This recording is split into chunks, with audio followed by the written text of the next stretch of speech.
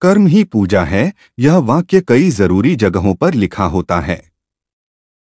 Railway स्टेशनों पर, आम दफ्तरों में लिखा होता है। कर्म करना इंसान का पहला धर्म है। कई लोग कर्म को भाग्य रेखा मानते हैं। वो कर्म दूसरा है। यह कर्म गीता वाला कर्म है। गीता में लिखा है, कर्म ही श्रेष्ठ है, कर्म कर फल की इच्छा मत कर। कबीर ने अपनी वाणी में कर्म योग पर ही अपना तर्क दिया है। जो आदमी स्टेशन की ओर चल देता है उसको तो गाड़ी मिल सकती है। जो चला ही नहीं उसको तो मिल ही नहीं सकती। आर्य समाज का भी यही नियम है। कर्म करना इंसान का पहला लक्ष्य होना चाहिए। तकरीबन सब धर्म कर्म की व्याख्या करते हैं।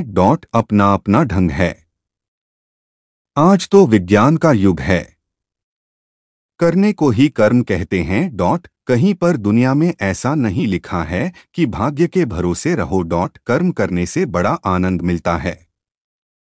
दिशा सही हो तो और भी आनंद आता है। कर्म करने का तरीका भी होता है। कर्म करने से पहले ज्ञान का होना जरूरी है, फिर उसको मानना जरूरी होता है, फिर करना जरूरी होता है। कर्म तो सभी करते हैं। कर्म अगर ज्ञान को जानकर किया जाए तो बहुत तरक्की होती है। कई लोग कर्म तो करते हैं मगर कभी कभी दिशाहीन हो जाते हैं। उनका कर्म ज्यादा सफल नहीं होता।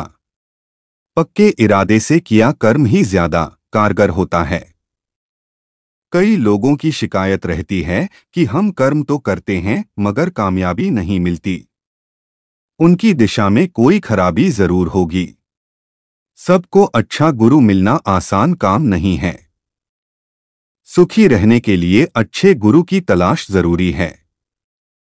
ऐसा ही नियम है। अच्छा साहित्य भी काम आता है।